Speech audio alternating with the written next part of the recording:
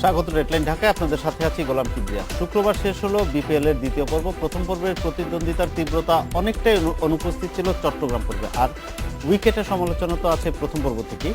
চার ছক্কার যে ঝোড়ো ব্যাটিং এর নাম টি-20 এবারের আসরে সেরকম বড় স্কোরের দেখা মিলেছে খুব কমই। অন্যদিকে আম্পায়ারিং এর মান নিয়ে উঠেছে প্রশ্ন। রোববার ঢাকায় শুরু হচ্ছে তৃতীয় পর্ব। এসব নিয়ে কথা হবে আজকে ডেডলাইন ঢাকায়। আজ আমাদের সাথে স্টুডিওতে আছেন সাবেক আম্পায়ার কাজী ইউসা মিশু, সঙ্গীত শিল্পী বাঁধন সরকার পূজা এবং জাতীয় দলের সাবেক ক্রিকেটার হাসিবুল হোসেন শান্ত। স্বাগত আপনাদের। শুরুতেই আমরা একটু অভিনন্দন জানাই আমাদের নারী ক্রিকেট দলকে, যারা এবার ওয়ার্ল্ড টি-20টা কনফার্ম করেছে, তারা খেলছে। এবং তার পাশাপাশি আরেকটা বিষয়, আমাদের মুস্তাফিজ, পেসার মুস্তাফিজ, তিনি বিশ্ব একাদশে স্থান পেয়েছেন। তো এটা আমাদের জন্য বড় অবশ্যই। আসি বিপিএল প্রসঙ্গে, যেটা বলছিলাম যে আম্পায়ারিং এর মান নিয়ে অনেক প্রশ্ন উঠেছে, অনেক সিদ্ধান্ত নিয়ে দর্শকদের মধ্যে নানা রকম প্রশ্ন জেগেছে। এই প্রসঙ্গে আপনার কাছে জানতে চাচ্ছি, আপনি কি মনে করেন, আপনার দৃষ্টিতে কি? আমার দৃষ্টিতে প্রথম কথা হলো, আম্পায়ারিং রেফারি এই জবটাই সবসময় ক্রিটিসাইজ হবেই। একটা আজকে আমি খেলা দেখছিলাম, গতকালও দেখছিলাম ইন্ডিয়া আর তো আমলার মতো স্লিপে এত ডিপেন্ডেবল ফিল্ডার 3টা ক্যাচ ফেলেছে মানে 3টা জীবন দিয়েছে, শেষ পর্যন্ত সেঞ্চুরি করলো ইন্ডিয়ার প্লেয়ার। তো সেটার সমালোচনা কিন্তু হয় না, হয় আম্পায়ার। তো আম্পায়ারের ভুল হয় ইদানিং আম্পায়ারের। আমি যেটা মনে করি, আমরা যখন আম্পায়ারিং করেছিলাম তখন আমরাই ডিসিশন দিতাম, থার্ড আম্পায়ার, টিভি আম্পায়ার এগুলো ছিল না। এখন টিভি আম্পায়ারের উপর ডিপেন্ডেবল হতে গিয়ে আম্পায়ারের অ্যাটেনশন আমার মনে হয় কেন জানি একটু আগের চেয়ে কমে গেছে। কিন্তু আম্পায়াররা একটা ইনস্ট্যান্ট রান আউট দিতে পারে না, এবং এগুলি কিন্তু খেলার ছন্দ পতন হয়। এই যে দেখা যাচ্ছে চোখের রান আউট, তাও দিতে পারে না। এবং বিশেষ করে আমি আজকে যে আমরা যখন আমি 69-এ যখন প্রথম তখন পাকিস্তান ছিল, পাকিস্তানদের টেস্ট আম্পায়ার আমাদের ক্লাস নিয়েছিল। তো ওনারা কিন্তু আমাদের সবসময় বলতেন যে শুধু শব্দ শুনে আউট দিও না, চোখেও দেখবে। অফ স্টাম্পের বাইরে বল কালকে একটা ডিসিশন হয়েছে, আমি পরিষ্কার দেখেছি যে ব্যাটে লেগেছে টিভিতে। আম্পায়ারকে আমি প্রশ্ন করেছিলাম, তো আম্পায়ার বলে যে এরকম আমি শব্দ শুনতে নিয়ে এত চিল্লি আমি শব্দ শুনতে পারিনি। আসলে ওদের সাথে চোখেও দেখা উচিত। আমার কাছে মনে হচ্ছে এটা একটা, এখন যে প্রযুক্তি নির্ভরতা এসে গেছে আপনি যেটা বলছিলেন, এবং এটা তো আমাদেরকে হেল্পও করে। আমার কাছে মনে হয় এদের আম্পায়ারের অ্যাটেনশন আগের চেয়ে কমে গেছে। আম্পায়ার যে একাগ্রতা ছিল আগে, আমরা যেটা বলতাম আম্পায়ার মানে একটা বলার হাতের থেকে বল ছোটার পর্যন্ত, উইকেট কিপারের কাছে বল যাওয়া পর্যন্ত আম্পায়ারের চোখের পলক পড়বে না। এটা কিন্তু প্রথমেই শিখাতো, প্রথম যেরকম সরেও দিয়ে শুরু, এটা দিয়ে শুরু। কিন্তু এখন কিন্তু আমার কাছে মনে হচ্ছে, আমারও হতো এরকমই হতো, যেহেতু প্রযুক্তি আমাকে অনেক সাহায্য করছে, আমার এত অ্যাটেনশন না দিলেও চলবে। মানে প্রযুক্তি নির্ভরতা আপনি বলছেন যে অনেক, আমার কাছে মনে হয় হতে পারে। আমি ওনার সাথে একটা কথা বলছি যে এখানে মনোযোগের কম, আমি এই জায়গাটা একটু দ্বিমত আছি। বিকজ তাদের একটা পয়েন্টের ব্যাপার আছে। এই পয়েন্ট পেলে, এখন Bangladesh team international level cricket খেলে, আমাদের বাংলাদেশ টিমের আম্পায়াররাও কিন্তু ইন্টারন্যাশনাল লেভেলে আম্পায়ারিং করেন। তাদের কিন্তু এখানে পয়েন্টের ব্যাপার আছে। তাদের যদি মিস্টেক যত হবে, তাদের পয়েন্ট কিন্তু কমতে থাকে পারফরমেন্সের ব্যাপারে। সেই ক্ষেত্রে কিন্তু তারা চাবে না যে, আমার মনে হয় যে মনোযোগ কম দিয়ে রান আউটের ব্যাপারটা আসলে অনেক ক্ষেত্রে ইনফরমেশন দেওয়া থাকে আপনার ফুল, যদি তুমি দেখো যে রান আউট, তারপরেও তুমি টিভি আম্পায়ারের কাছে গেলে ভালো হয়। এটা আসলে এরকম ইনফরমেশন থাকে। এখন টেকনোলজি এত চেঞ্জ হয়েছে, প্রযুক্তি তো আসলে যেই জন্য আনা হয় প্রযুক্তি, সেটা হচ্ছে কি আমাদেরকে সাহায্য করার জন্যই। তবে কোনো কোনো ক্ষেত্রে হয়তো বা প্রযুক্তির উপর নির্ভরশীলতা বেড়ে যায়। আমি একটু যাচ্ছি পূজার কাছে। পূজা, আপনি কি খেলা দেখছেন এবার? হ্যাঁ, মোটামুটি। কোন দল আপনার ফেভারিট এবং কেন, একটু আমাদেরকে বলেন। কোন দল মানে এখন পর্যন্ত যতগুলো খেলা হয়েছে পারফরমেন্স অনুযায়ী কুমিল্লা ভিক্টোরিয়ান্স আই থিংক এগিয়ে আছে। এই কারণে তারা তো শেষ চারে গিয়েছেই বলা যায়, এক নম্বর। এই মুহূর্তে আই থিংক এই দলই সবচেয়ে বেশি ভালো খেলছে। তো এটা নিয়ে আমি বেশি আশাবাদী এবং এই দলের পক্ষেই আছি। ওরা ভালো খেলছে সেজন্যই আপনি, নাকি আপনার এলাকা বা অন্য কোনো কারণ আছে? নট অনলি এলাকা বলে তো আমি ঢাকায় জন্ম নিয়েছি, ঢাকার সাপোর্ট আগেরবার যেমন ঢাকা সাপোর্ট করেছিলাম, বাট এবার আর এমনি আমি মানে মাশরাফি ভাইকে আমার খুব ভালো লাগে, তো ওই কারণেও মাশরাফি ফ্যান আপনি? আচ্ছা, সেটা একটা বড় কারণ পাওয়া গেল। এই একটা কারণ আছে। হ্যাঁ শান্ত ভাই, এই আমরা দেখলাম যে এইবারের বিপিএল এ একটাই সেঞ্চুরি হয়েছে, লুইস করেছেন বরিশালের হয়ে, একটাই সেঞ্চুরি পেলাম আমরা। তারপরে ফরেন প্লেয়ার আমি বলবো যে হ্যাঁ, আমাদের ঠিক আছে।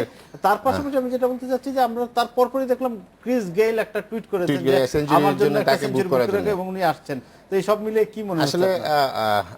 আমাদের যেটা আমি ফলো করি, আমাদের দেশের যারা খেলছেন লোকাল প্লেয়ার যারা, তাদের খেলাটা বেশি ফলো করছি। আমার আসলে লুইস সেঞ্চুরি করলে কিন্তু আমাদের দেশের যারা প্লেয়ার আছেন তাদের হয়তো তারা দেখে এই জিনিসটা বুঝতে পারবে যে টি-20-তে সেঞ্চুরি করা যায়, এবং তাদের ডিটারমিনেশন নেওয়া উচিত আসলে যারা আমাদের বাংলাদেশের ব্যাটসম্যান যারা আছেন। আপনি যদি দেখেন তামিম ইকবাল বাদে কিন্তু কেউ তেমন একটা ফর্মে নেই বা এখানে একটা ধারাবাহিকতা নাই। ইনফরমেশন দিই আপনাকে আমি, আমার কাছে যে ইয়েটা আছে রানের যে সর্বোচ্চ রানের যে রেকর্ড, সেটা এইবারে বিপিএল এ তামিম ইকবাল 290 রান করেছেন, ওনার গড় হচ্ছে 41.42।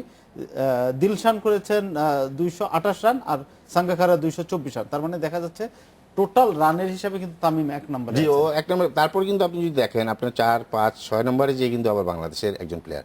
তো আমার মনে হয় যে এই জায়গাটা আমাদের ব্যাটসম্যানদের আরো বেশি মনোযোগী হওয়া উচিত। যদি ফরেন প্লেয়াররা পারে, আমরা কেন পারবো না? আমরা তো এখন ইন্টারন্যাশনাল লেভেল ক্রিকেট খেলি, তো আমাদের প্লেয়ারদের মধ্যে থেকেও এখনো কিছু খেলা বাকি আছে, সেখান থেকে সেঞ্চুরি আসলে বাইর করা উচিত। আর টি-20-তে একটা সেঞ্চুরি আসলে বলতে হয় যে আরো একটা দুইটা হলে খেলাটা জমতো, যার জন্য কিন্তু খেলাটা না, আমরা কিন্তু আরেকটা জিনিস যদি একটু এখানে আপনার দৃষ্টি আকর্ষণ করি, দেখেন শহীদ আফ্রিদি একটা ম্যাচ খেলেছেন, আমরা দেখেছি দুইটা লাইভ।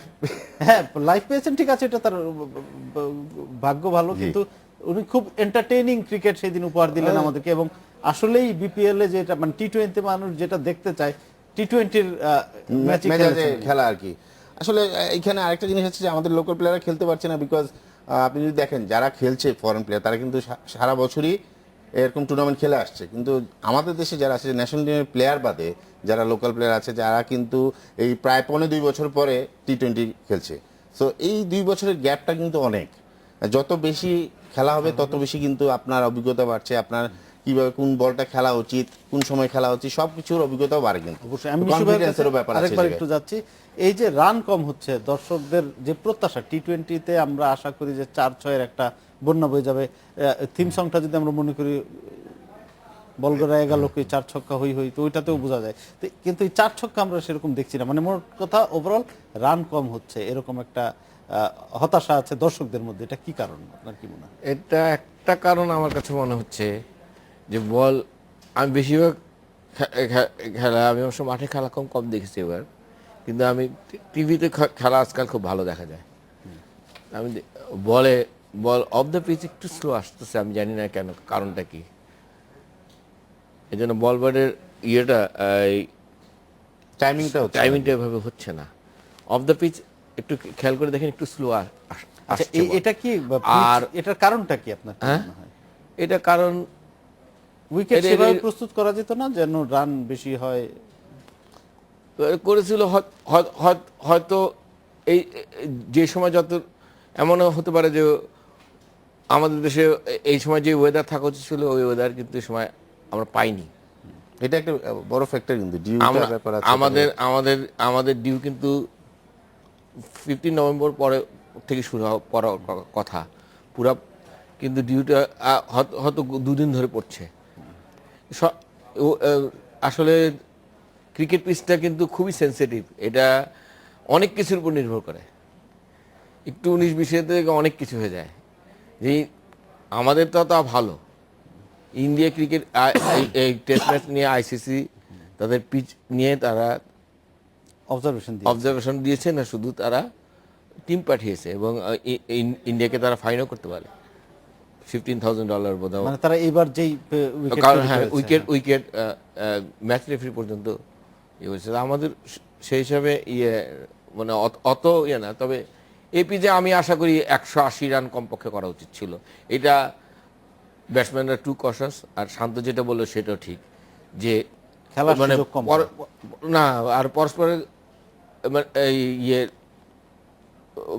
সে এক এক ছেলের সাথে সাকিব খেলছে, সেই ছেলের সাথে সাকিব হয়তো জীবনে প্রথম খেলছে, বাট মানে সেই ইয়েটা হচ্ছে আন্ডারস্ট্যান্ডিংটা আন্ডারস্ট্যান্ডিং ওভাবে হচ্ছে না এবং ওই হয়তো ওই বড় মানে ওই প্লেয়ারটা ওই কনফিডেন্স ওর উপর রাখতে পারছে না। সেটা মানে তাহলে টিম বিল্ডিং এর একটা আপনি বলছেন এখানে টিম এর একটা মেইন সমস্যা হচ্ছে যারা আমরা আইকন প্লেয়ার, আপনি যদি দেখেন তামিম বাদে আইকন প্লেয়ার কিন্তু কেউ তেমন একটা ভালো ব্যাটিং এর দিক থেকে ভালো করতে পারেনি। বোলিং দিক দিয়ে যদি বলেন মোটামুটি সবাই কিন্তু ব্যাটার করেছে, বিকজ উনি যেটা বললো আমাদের এই সিজনটা কিন্তু আপনার সাধারণত দেখা যায় যে টি-20 হয় না, একটু ডিউ থাকে, উইকেটও একটু, আর উইকেটের প্রিপারেশনটা ঠিক মতন হয়নি। উইকেটটা যদি একটু সময় পেতো ওইটার প্রিপারেশন নেওয়ার জন্য, তাহলে হয়তো বা খেলার সিনারিটা ডিফারেন্ট হতো। আমার কাছে সবচেয়ে বেশি বড় মনে হয় যেটা যে আমাদের খেলার সংখ্যা এত কম ছিল, আর 15-20 বছর পরে এসেই খেলা টি-20 আসলে একটু হলেও কঠিন হয়। তারপর না কিন্তু দিলশান যে রান করবে ওনারা তারা আমি বলেছি রান করছে, কিন্তু সেটা তারা বলেছে কিন্তু যে তাদের- পুরা পৃথিবী জুড়ে কিন্তু তারা খেলে আসতেছে। তো আমাদের দেশের ছেলেরা যারা তারা দিলশান সেই যে সুযোগ পাচ্ছে সেঞ্চুরি না। করবে না আমি ভাবিনি, না, আমি সেটাই। নিজে ভাবি। আচ্ছা আমরা একটা বিরতি নিয়ে আসি, আমরা আরো আলোচনা করব। নিচে একটা বিরতির সাথেই থাকুন। বিরতির পর ফিরে এলাম রেড লাইন ঢাকায়। শান্ত ভাই, আমরা দেখতে পাচ্ছি যে এই কোয়ার্টার ফাইনালে মোটামুটি 3টি দল নিশ্চিত, রংপুর, কুমিল্লা আর হচ্ছে কি আরেকটা বরিশাল, এই 3টি। আর ঢাকা ঢাকার যাওয়ার চান্স চিটাগাংয়ের, আছে, চান্স চিটাগাংয়ের বেশি। চান্স একটু কম, এরকম তো ঢাকার চান্সটা ব্যাপারটা। বেশি, ঢাকার চান্স বেশি, চিটাগাংয়ের চান্স কম। মোট কথা চিটাগাংয়ের সব এই খেলা দুটো জিততে থেকে হবে, একটা যাবে। রান রেটের ব্যাপার সিলেট আছে। কনফার্ম বাদ। তো এই যে যেই দলগুলো আপনার কোয়ার্টার ফাইনালে যাচ্ছে তাদের যদি একটু ইয়েটা করতেন, আপনি একটু অ্যানালিসিস করতেন। আচ্ছা, যদি মোটামুটি 3টা দল তো মোটামুটি প্রায় মানে যাচ্ছে তারা। আর ঢাকার চিটাগাংয়ের ব্যাপারটা হচ্ছে ঢাকার একটা ম্যাচ জিতলে তাদের সুযোগটা বেশি হয়ে যাবে, এবং আমি মনে করি যে ঢাকার চান্স বেশি। আপনার তাদের যে বোলিং সাইডটা আসলে তাদের অনেক স্ট্রং, বাট ব্যাটিং এর ক্ষেত্রে দেখা গেছে যে সাঙ্গাকারা ছাড়া কেউ সাপোর্ট দিতে পারছে না। একটা খেলায় যদি একটা ব্যাটসম্যান যদি সাঙ্গাকারাকে সাপোর্ট দিতে পারে, আমার মনে হয় ঢাকা টিমকে হারানোর মতন অন্য টিমগুলি টাফ হয়ে যাবে। বাট ওই সাপোর্টটা পাচ্ছে না। সেই জায়গায় আসলে ঢাকা যারা আছেন কর্মকর্তা বা কোচ যারা আছেন তাদের একটু হোমওয়ার্ক করা দরকার যে কিভাবে তাদের ব্যাটসম্যানদেরকে রানে আনানো যায়। কারণ এইখানে টি-20তে বলের সংখ্যা খুবই কম। সো আমার মনে হয় যে ঢাকার ব্যাটিং সাইডটা একটু পরিবর্তন দরকার। ওপেনিংয়ে সৈকত আছে, সেই জায়গায় যদি একটু সে রানে নাই, অন্য কাউকে যদি সবচেয়ে বড় কথা ঢাকার একটা মাশরাফি একটা ব্যাটিং করে একটা ম্যাচ জিতেছে কুমিল্লা এর সাথে, হ্যাঁ, বাট এটা যারা লোয়ার অর্ডারের ব্যাটসম্যান আছে সাধারণত সবসময় হয় না। না, সে কিন্তু দুইটা ম্যাচ হয়ে যায়। সেদিন আচ্ছা আরেকটা জিনিস, নাম্বার বরিশাল 5 তো ব্যাটসম্যান এমনিতেই ভালো খেলছে আমরা দেখছি, তার মধ্যে আবার ক্রিস গেইল এসে যোগ হচ্ছে তাদের, তাহলে কি তাদের একটু ইমব্যালেন্স হয়ে যাবে? মানে তারা না, ইনব্যালেন্স হবে না তাদের। আমি বলবো যে তাদের কনফিডেন্স আরো বেড়ে যাবে। সেটাই বলছি, অন্য দলগুলো অন্য থেকে অনেক দলদের বেশি জন্য এগিয়ে একটা যাবে। বিশাল টেনশনের ব্যাপার।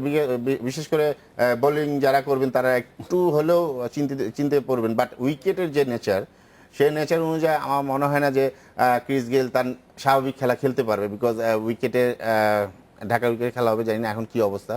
বাট উইকেট যদি এরকম আনইভেন থাকে বা একটু বাউন্সি থাকে বা বল যদি স্কিপ করে, তাহলে আসলে গেলেরও রান করার জন্য একটু কষ্ট করতে হবে। আমি জানি না গেল কোন সময় কি করে, আসলে সে মাঠে গেলেই বোঝা যায়। তো আমার মনে হয় যে এতটা সহজ হবে না যতটা ও যেভাবে টুইট করেছে যে তার জন্য একটা 100 বুক করতে। বাট আমার মনে হয় না এতটা সহজ।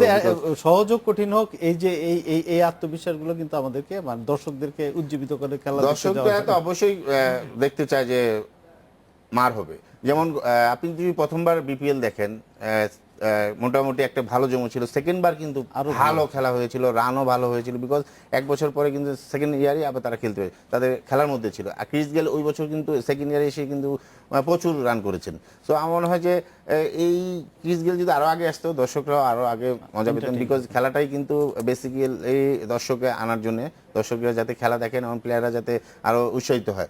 সেই ক্ষেত্রে আমি বলবো যে ক্রিস গেল আসলে অবশ্যই বরিশালের জন্য অনেক অনেক লাভ হবে, বাট এগেইনস্ট টিমের জন্য একটি টেনশন ব্যাপার হয়ে দাঁড়াবে এবং দর্শকরা সেটা মজা পাবে আমার কাছে মনে হয়। আচ্ছা পূজা, আমরা দেখছি যে এই যে বিশেষ করে বিপিএল এর দর্শকদের বেশিরভাগই আমাদের তরুণ প্রজন্ম, সবাই যাচ্ছে দল বেঁধে, একটা আনন্দ নিয়ে যাচ্ছে। এই যে বিপিএল, আমরা যদি আইপিএল এর দিকে তাকাই, পুরাটা কিন্তু গ্ল্যামার এবং ক্রিকেটের একটা কম্বিনেশন। আমাদের এখানে কি আপনি মনে করেন যে তরুণ দর্শকদের, যাদেরকে আমরা মাঠে নিয়ে যাচ্ছি, যারা আমাদের মূল দর্শক গ্যালারি উজ্জীবিত করে রাখে, তাদের জন্য পুরোপুরি একটা এন্টারটেইনমেন্ট হচ্ছে, টোটাল এন্টারটেইনমেন্ট হচ্ছে? টোটাল এন্টারটেইনমেন্ট হচ্ছে বলতে নট অনলি বিপিএল, এখন কিন্তু ক্রিকেট, বাংলাদেশের ক্রিকেট অনেক বেশি জনপ্রিয় পুরো ওয়ার্ল্ড ওয়াইড। আর স্টুডেন্ট যারা বা ইয়াং যারা তারা কিন্তু দল বেঁধে সবসময় ওয়েট করে যে কখন খেলা হবে, কখন খেলা দেখবে। তো এই জিনিসগুলো সবসময় কাজ করে। বা আমিও যখন পড়ি আমার ভার্সিটিতে, তারাও কখন কোন খেলা হচ্ছে কি হচ্ছে মানে আগের থেকে, আরো কয়েক বছর আগের থেকে এখন অনেক বেশি মানুষ এগিয়ে খোঁজ গেছে। খবর হ্যাঁ, রাখছে। খোঁজ খবর আপনি রাখে। গিয়েছেন মাঠে? আমি হ্যাঁ এবার গিয়েছেন? এবার না, এবার যাওয়া হয়নি। মানে আমার যখনই বিপিএল শুরু হয়েছে আমার পরীক্ষা শুরু হয়ে গিয়েছিল। আর বাট আগেরবার যখন হয়েছিল তখন মাঠে গিয়ে খেলা হ্যাঁ। দেখেছেন। আরেকটা জিনিস, আপনি তো বিপিএল এর থিম সং এর সঙ্গে ছিলেন আগে, আগেরবার ছিলাম, এবার হ্যাঁ। কোনো দলের না, কিছু করেছেন? এবার ছিলাম না। আগেরবার সিলেক্ট রয়্যালসের সাথে ছিলাম, ফুয়াদ ভাই যেটা করেছিল কম্পোজিশন। গানটা কি ছিল এটা?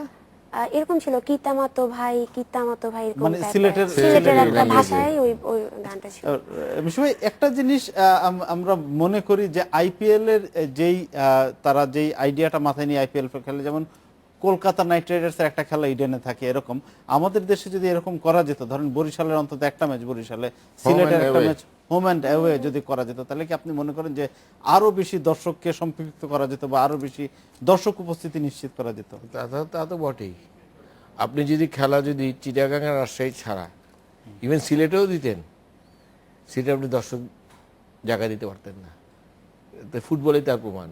ফুটবলে ঢাকা হ্যাঁ, ফুটবলে আমরা দেখেছি লম্বা লাইন হয়ে আসলে গিয়েছিল। তখন আমরা জানি। support- আপনি যদি রংপুরে খেলা দিতেন, রংপুরে জায়গা দিতে পারতেন না।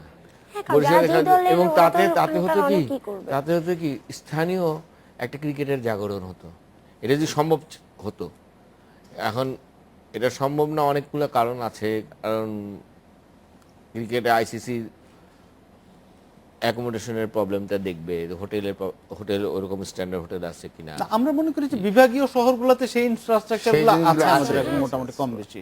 এখন যদি অনেক খুলনায় অনেক থাকে, better। সিলেটে অবশ্যই সিলেটে আছে। আছে, অনেক আমাদের সিলেটে আছে, বরিশালেও এখন অনেক খেলে ভালো। ইন্টারন্যাশনাল ম্যাচ হ্যাঁ হয়েছে। হয়েছে, সেটাই বলছি। সিলেটে আইসিসির At least সময় যেসব তো জায়গাগুলো রংপুর, বরিশালে এক হয়নি। একটা এক এক জায়গায় হ্যাঁ, রংপুর বরিশাল তো স্টেডিয়ামই নেই। রংপুরে আছে, রংপুরে আছে। রংপুরেও হওয়া সম্ভব ছিল, তাহলে সেইটা করলে হয়তো বা দর্শকদের উপস্থিতি। আরেকটা প্রশ্ন আপনার কাছে রাখতে চাই, সেটা হচ্ছে যে এই সামনে আমাদের ওয়ার্ল্ড টি20 আছে, তো বিপিএলটাকে বলা হচ্ছে যে সেটার একটা প্রস্তুতি হিসেবে আমাদের খেলোয়াড়দের একটা ভালো সুযোগ, সেটার প্রস্তুতি না। আপনি কি মনে করেন যে সেই সুযোগটা কতটুকু আমাদের কাজে লাগবে? আমার কাছে মনে হয় না খুব বেশি কাজে লাগবে। কি আমার যদি আগে যদি মোটামুটি প্রস্তুতিটা নিয়ে ওয়ার্ল্ড কাপের আগে যদি আমাদের এই খেলাটা হতো, তাহলে অনেক কাজে লাগতো। এখন সিলেক্টরদের কাজে লাগতে পারে।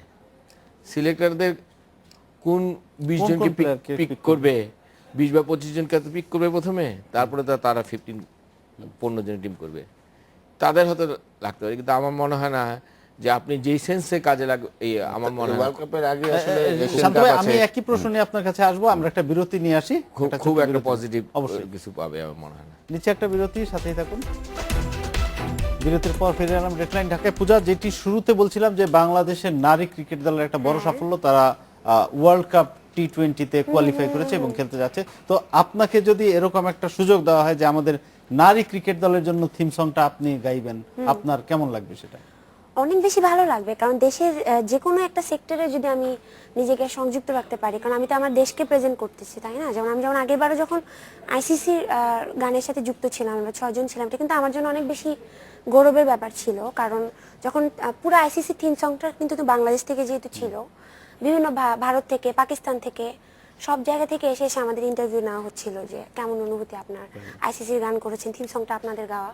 তো এটা কিন্তু অনেক বেশি গৌরবের ব্যাপার। সেম, আর আমি যেহেতু নিজে একটা নারী, সো নারী ক্রিকেটের সাথে যদি আমি কোনোভাবে যুক্ত হতে পারি, গান গেয়ে হোক বা থিম সং গেতে পারি, অবশ্যই এটা আমার জন্য অনেক বেশি গৌরবের একটা আচ্ছা, ব্যাপার। আরেকটা বিষয়, ধরেন আপনি তো থিম সং করেছেন, একটা সাধারণ গান, যে কোনো একটা গান করা আর একটা থিম সং করা, দুইটার মধ্যে কি কোনো পার্থক্য আছে? মানে শিল্পী হিসেবে কি আপনি কোনো ফিল করেন যে একটা থিম সং করা একটু থিম সং চ্যালেঞ্জ বেশি? বা বলতে যখন নিজের গান অন্য একটি গান করছি, তখন তো আমি জাস্ট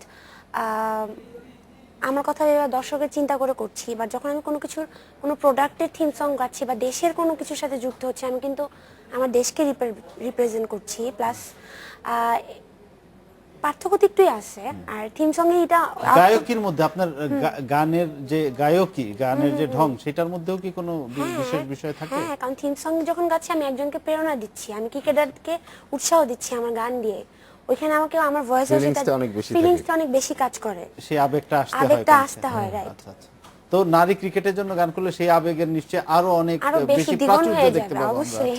শান্ত ভাই, এই যে নারী ক্রিকেট দলের প্রসঙ্গে বললি, ধরেন এটা একটা ধারাবাহিকতাই বলবো আমরা যে বাংলাদেশের ক্রিকেট অনেক দূরে গিয়েছে, পাশাপাশি আমরা দেখছি যে নারী ক্রিকেটেও আমাদের অবশ্যই, সাফল্য আসছে। জি। তো এই যে একটা সামগ্রিক একটা সাফল্য আসছে আমাদের, এইটা ধারাবাহিকতাটা ধরে রাখতে হলে আমাদের কি করতে হবে, আপনি কি মনে করেন? আসলে নারী ক্রিকেটের ক্ষেত্রে আমি বলবো যে নারী ক্রিকেটটা কিন্তু অনেক পরে আমাদের দেশে খেলা স্টার্ট হয়েছে, সেই তুলনায় কিন্তু তারা কিন্তু অনেক অনেক ভালো খেলছে এবং তাদের যেরকম যারা খেলতে চায় তাদের ডিটারমিনেশন কিন্তু অনেক ভালো। 2000 তারা কিন্তু 2004 যখন প্র্যাকটিস করে, যখন ম্যাচ খেলে, তাদের টার্গেট খুব, মানে আমি দেখেছি একটা খেলা দেখেছি যে তাদের মনোযোগটা এত ভালো থাকে যে তারা যেভাবে হোক জিততে চায়। এটা হলো সবচেয়ে বড় জিনিস যে তারা উইনিং আসতে চায় এবং সেই কাজটা কিন্তু করে দেখালো এবং ওয়ার্ল্ড কাপে, টি-20 ওয়ার্ল্ড কাপে তারা চান্স হবে। আমার মনে হয় যে আমাদের যে কোচিং স্টাফ আছেন, যারা যারা ফিজিওথেরাপি বা ট্রেনার আছেন, তাদেরকে আসলে একটু তাদের প্রতি মনোযোগ দিতে হবে, তাদেরকে একটু উৎসাহ বাড়াতে হবে। অনেক সময় দেখা যায় যে মেয়েদের ক্ষেত্রে, আমাদের দেশের মেয়েদের ক্ষেত্রে একটু সফট হই, সেই জায়গার থেকে বেরোয় আসতে হবে, তাকে আরো স্ট্রংলি হ্যান্ডেল করতে হবে। সেইগুলোর জন্য আসলে আমার মনে হয় যে কোচ বলেন বা যারা আছেন কর্মকর্তা, তাদেরকে একটু হলেও তাদেরকে উৎসাহ দিতে হবে, সাথে তাদের অনেক ধরনের সমস্যা সেগুলো যাতে না হয় সেগুলোর থেকে তাদেরকে দূর রাখতে হবে। মোট কথা, যদি সামনের দিকে বাংলাদেশ মহিলা ক্রিকেট আগে আগানো যায়, সেক্ষেত্রে আসলে তাদেরকে আরো উৎসাহিত করতে হবে এবং ঘরোয়া ক্রিকেটটাও আরো মেয়েদের আকর্ষণীয় করার জন্য আমার মনে হয় যে এখানে একটু মিডিয়ার হেল্প দরকার। কারণ দেখা যায় যে মেয়েদের ক্রিকেট, ঘরোয়া ক্রিকেট হয়, লিগ হয়, আমি জানি যে মোহামেডান, আবাহনী যখন খেলা হয় তখন হয়তো পেপারে আসছে মহিলা ক্রিকেট, মানে মিডিয়া কভারেজ ততটা পায় না আর একটু media। যেমন বিপিএল যেভাবে আপনার প্রচার পাচ্ছে, মেয়েদের ক্রিকেটটাও কিন্তু এরকম ভাবে প্রচার করা আমি উচিত। মিশু ভাইয়ের কাছে যদি একটু যাই, আর শান্ত ভাইয়ের কথা প্রসঙ্গে আসি আপনার কাছে, মেয়েদের ক্রিকেটটা আমাদের একটু দেরিতে শুরু হয়েছে। আরেকটা 10 জিনিস, বছর হ্যাঁ, বয়স। আরেকটা জিনিস লক্ষণীয় যে পুরুষদের ক্রিকেট আর মেয়েদের ক্রিকেটের ধরনটাও কিন্তু আলাদা।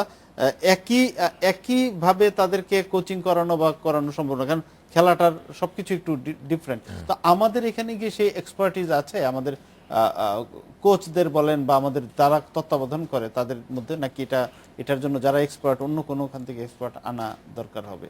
না, কোনো কিছুই তো মানে আল্লাহ পয়দা করে দেয় না, পয়দা করতে হবে।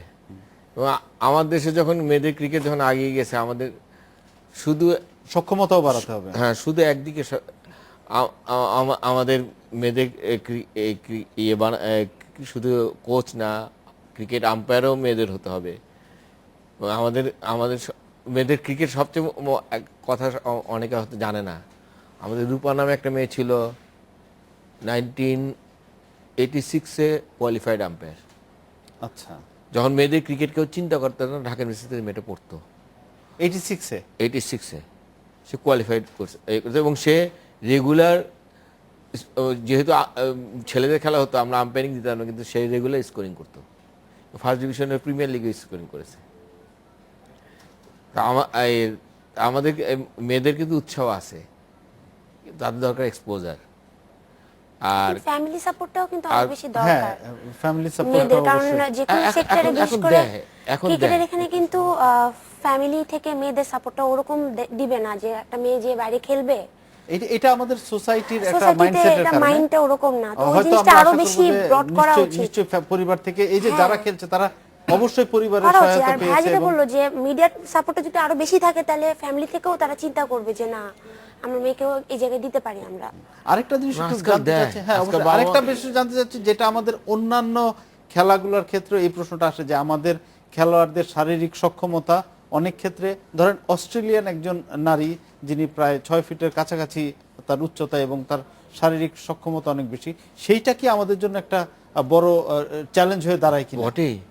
আমি গতকাল, এবং মেয়েদের ক্ষেত্রে কি এটা একটু বেশি কিনা? হ্যাঁ, মেসি আর ম্যারাডোনা কিন্তু অনেক খাটো আর আমি গতকাল বাংলাদেশে একটা, বোধহয় আপনারা জানেন নাকি জানি না, ইন্টারন্যাশনাল ব্যাডমিন্টন টুর্নামেন্ট হচ্ছে এখন বাংলাদেশে হচ্ছে, হ্যাঁ, আচ্ছা। 12টা দেশ পার্টিসিপেট করতেছে। রাশান যে মেয়েটা বাংলাদেশ শাপলার সাথে খেলে, বাংলাদেশ নাম্বার 1 এন্ড ফিগারে, শান্ত ওই মেয়ের সাথে সামনে, আমার মনে হয় ওই মেয়েটা ছোট লাগবে। ধাক্কা দিলে শান্ত উল্টায় পড়ে যাবে। রাশান সেই মেয়ে Technique ফিজিক্যালি খাটাবে। যার যা অ্যাডভান্টেজ, সেই জন্যই এই যে জায়গায় দুটো স্টেপিং দিয়ে যে জায়গায় যাবে, ও এক স্টেপিং ওই জায়গায় চলে যাচ্ছে। তো সেটা মানে শারীরিক সক্ষমতাটা একটা বিরাট বিরাট সুবিধা। ইয়ে যে ট্রেনিংটা বিরাট ওভাবে ইয়ে দিতে যে হবে। যে কারণে এখন পর্যন্ত ট্র্যাক অ্যান্ড ফিল্ডে অলিম্পিকে এখন পর্যন্ত ব্ল্যাকরা কিন্তু সে আমেরিকান নিগ্রো হোক উসাইন বোল্ট হোক, হ্যাঁ, আর যেখানকারই হোক, কিন্তু আলটিমেটলি কিন্তু তারাই dominate হ্যাঁ করছে। তারাই ডোমিনেট করছে। অবশ্যই। আমরা একটা বিরতি নিয়ে আসি, আরো আলোচনা হবে। আবার একটা বিরতি নিচ্ছি, সাথেই থাকবে। বিরতির পর ফিরে এলাম ডেডলাইন ঢাকায়। শান্ত ভাই, যে প্রশ্নটি রেখে গিয়েছিলাম যে এই আমাদের বিপিএল এর আয়োজন ওয়ার্ল্ড কাপ টি-20-তে আমাদের প্রস্তুত হতে আমাদের খেলোয়াড়দের কতটা সাহায্য করে? আসলে যেভাবে চিন্তা করা হয়েছিল সেভাবে আসলে মাঠে পারফর্ম হয়নি, বাট এদূর বোঝা যাচ্ছে যে বাংলাদেশের টি-20 যে এখনো সেইভাবে তৈরি হয়ে ওঠেনি সেটা বোঝা গিয়েছে। বাট আমার মনে হয় যে এখান থেকে আসলে টিম তৈরি করা আমার মনে হয় না মানে খুব সহজ হবে, কঠিন হবে, বিকজ তামিম ইকবাল বাদে আর স্পেস বলার দু একজন বাদে কিন্তু তেমন একটা বলার মতন পারফর্ম কেউ করেনি। তো সিলেক্টরদের জন্য আমার মনে হয় যে একটু টাফ হবে যে কাকে মিশু ভাই বললেন যে সিলেক্টরদের জন্য এটা সহায়ক হবে। আমার কাছে মনে হচ্ছে টাফ হবে, বিকজ টি-20 ফরম্যাটের খেলাটা কিন্তু পুরো ডিফারেন্ট। এখানে পাওয়ার হিটিং এর খেলা আছে, ফিটনেসের ব্যাপার আছে, বোলিং এ কে কিরকম রান দিচ্ছে সেগুলো অনেক কিছু ব্যাপার আছে। আমার আরেকটা জিনিস হচ্ছে যে এখনো সময় আছে। আমার মনে হয় যে বাংলাদেশ ক্রিকেট বোর্ডের ক্যালেন্ডারে সামনে একটা টুর্নামেন্ট আছে, এশিয়ান বিসিএল, এশিয়ান কাপও আছে, তার আগে বিসিএল আছে, ঘরোয়া ক্রিকেট। তো সেইখানে যদি তারা আরেকটা টুর্নামেন্ট মানে দিতে পারে টি-20, একটা করে হলেও খেলা হোক, আমার মনে হয় সেই ক্ষেত্রে একটু হলেও হেল্প হবে সিলেক্টর বলেন আর বাংলাদেশ টিমে যারা আপনি প্লেয়ার আছে। বোলারদের কথা যেহেতু না, বললেন, আমি একটু কিন্তু আমি যেটা বলতে চাচ্ছি যে কোন রকম ইভেন আমার মনে হয় কন্ডিশনিং ঠিক মতো হয়নি প্লেয়ারদের। সে প্রথমেই তুমি ওয়ার্ল্ড ক্লাস সেই জন্যই তো বলছি যে সম্মুখীন করে টুর্নামেন্ট যদি সেটা- এরকম আরেকটা হয় অল্প এই দিনের জন্য জন্য আমি বলছি হলেও ইট ইজ টু আর্লি। আমি আসছি আপনার কাছে। বোলারদের প্রসঙ্গে আমার কাছে যে পরিসংখ্যানটা আছে সেটা একটু আপনাদেরকে বলি। সর্বোচ্চ উইকেট কারা পেয়েছেন? তিনজন। রনি। তিনজনের মধ্যে সাকিব আল হাসান পেয়েছেন 13টা wicket, Spin bowler। Abu Haider Rony নতুন 13টা, bowler, হ্যাঁ। আর কেভিন কুপার পেয়েছেন 11টা। তার মানে আমরা যখন ব্যাটিং এর দেখলাম যে তামিম ইকবাল আর দুজন বিদেশি প্লেয়ার, বোলিং এ কিন্তু উল্টাটা দেখলাম উল্টা দুজন। একজন আমি তো বারবার এটা বলছি, একটা সবচেয়ে ভালো জিনিস যে বোলিং এ রনি নতুন একটা আমি মুখ দেখা আমি গেল। এখানে একটু বলতে হ্যাঁ, চাচ্ছি। Sure, please. আমি বলতে চাচ্ছি যে অ্যাকচুয়ালি পরিসংখ্যান সবসময় রিয়েল পিকচার দেয় না। না না, অবশ্যই না। অনেক সময় হয় শান্ত খুব ভালো বোলিং করছে, শান্তর বলের স্কোর করতে পারছে না, আমার কাছে রিলিফ খুঁজতে চাচ্ছে, আমি কিন্তু উইকেট পেয়ে গেলাম মুফতে। আমার মতে এইবার বিপিএল এ সবচেয়ে ভালো বোলিং করেছে চিটাগাংয়ের আমির। আমাকে যদি পার্সোনালি জিজ্ঞেস করেন, মোহাম্মদ আমির হ্যাঁ পাকিস্তানের। হ্যাঁ, হ্যাঁ, না, বাংলাদেশের প্লেয়ারদের মধ্যে কাকে রাখবেন? বাংলাদেশ প্লেয়ারদের মধ্যে সব অ্যাকচুয়ালি আলামিন আছে, বোলিং রনি যতটুকু আছে। করছে, আলামিন ভালো করেছেন। আলামিন ভালো করছে, কিন্তু সবচেয়ে ইন্টেলিজেন্ট বোলিং করছে সাকিবই এখন পর্যন্ত। হ্যাঁ, সেটা কিন্তু আমাদের পরিসংখ্যানের সঙ্গে মিলে না, গেল। এমনিও সাকিব সবসময় ইন্টেলিজেন্ট ক্রিকেট খেলেন। স্কোর সে কিন্তু কখনোই খুব বেশি ওভারে রান দিচ্ছে না। আপনি দেখেন, আপনি যদি পরিসংখ্যান থেকে দেখবেন, আমি যতদিন এই জন্যই তো সে হাইয়েস্ট উইকেট টেকার এখন পর্যন্ত। পূজা, রানও আপনার কম কাছে দিচ্ছে। একটু আমি অন্যরকম একটা প্রশ্ন করছি। সেটা হচ্ছে কি, আপনাকে যদি দায়িত্ব দেওয়া হয় বাংলাদেশের টি-20 একটা দল বানাতে, মানে সব 11 জন প্লেয়ারের নাম বলতে হবে না, আপনি কাদেরকে রাখবেন এই মুহূর্তে? ধরেন আপনাকেই সিলেক্টর বানিয়ে দেওয়া হলো যে আপনার পছন্দ করা প্লেয়ার দিয়ে আমাদের জাতীয় দল টি-20 বানানো হবে। 11 জনের নাম বলবো? 11 জনের নাম বলতে হবে না, যে কয়জন বলতে পারেন দেখি কাদেরকে রাখবেন। First time Mashrafe. হ্যাঁ, মাশরাফি মাশরাফি, ভাইকে রাখবো। ঠিক আছে। মাশরাফির সাকিব সঙ্গে ভাইকে আমার রাখবো। দেশের কেউই দ্বিমত করবে না আপনার সঙ্গে। সাকিব আল হাসান ভাই, সাকিব আল হাসান, তারপর এখন যেহেতু যে নতুন মুখ আসলো বললেন, হ্যাঁ, রনি আবু ভাই, হায়দার রনি, তারপর রুবেল ভাইয়া, রুবেল, তারপর ওদিক দিয়ে তামিম। টিমটা ব্যালেন্স করে তামিম উইকেট কিপার ভাইয়া। রাখো। হ্যাঁ, আর কুমিল্লা টিমের সবাই নাকি? আপনি কাদেরকে রাখবেন শান্ত ভাই? আসলে এই পারফরমেন্স দেখে নেক্সট যে টিম মানে আগের যে টিমটা ছিল সেটাই রাখতে হবে, বিকজ তারা খেলে আসছে। তার সঙ্গে নতুন যদি কয়েকজন, নতুন ধরেন যদি আপনাকে বলেন- বাধ্যতামূলক করা হলো যে 5 জন নতুন প্লেয়ার রাখতে আমি হবে। লিটন দাসকে নিব, রনি লিটন আবু দাস। হায়দার রনিকে নিব। কিন্তু লিটন দাসের পারফরম্যান্স এই আমি আলামিনকে নিব। তার পারফরমেন্স হয়তোবা খারাপ হচ্ছে, কিন্তু বাট লিটন দাস আপনার তার পছন্দ। বেসিক যদি ক্রিকেটিং বেসিক বলেন, তার টেকনিক বলেন, সে অনেক স্ট্রং। তো আমার মনে হয় যে সে অবশ্যই ব্যাক করবে। সৌম্য সরকার থাকবে টি-20-তে, তারপর সৌম্য আপনার- সরকার তো ছিলেন, হ্যাঁ, নতুন- শুভগত হোমকে আমি রাখতে চাই। তারপর আপনার আছে আবু হায়দার রনি। আবু হায়দার রনি, আমি অবশ্যই পেস বোলার হিসেবে সে কিন্তু খুবই ভালো বোলিং করছে। আমার মনে হয় সে টিমে টি-20 মোস্তাফিজ কিন্তু ফার্স্ট টি-20 পাকিস্তানের সাথে খেলে কিন্তু তার অগ্রযাত্রা শুরু, তাকে মানুষ চেনা শুরু করে। তার মানে রনিও এরকম আসবে। তবে ব্যাটিং এর দিক দিয়ে একটু হলেও আপনাকে দেখতে হবে যে নতুন কোনো মুখ। ওইভাবে আপনার আমি কি ব্যাটিং এ কাউকে একজন শুধু দেখছি, সালমানকে দেখছি যে কিছু রান করেছে, তারপরও সেকেন্ড ম্যাচে সে আর আগের মতন আসতে পারেনি। ঝোল ছুটতে পারেনি? ব্যাটিং এর দিকটা একটু যদি বলেন, নতুন কোনো আমরা স্টার খুঁজে পেলাম কিনা? আমি পাইনি। কিন্তু বোলিং এ পেয়েছি আমরা, অন্তত একদিকে আমরা কাউকে পেয়েছি। আচ্ছা, আমরা অনুষ্ঠানের শেষ পর্যায়ে চলে এসেছি। আপনাদেরকে অনেক ধন্যবাদ আমাদের স্টুডিওতে আসার জন্য। এই ছিল আজকে ডেডলাইন ঢাকায়। দেখা হবে আগামী শুক্রবার এই সময়। ভালো থাকুন, সুস্থ থাকুন, শুভরাত্রি।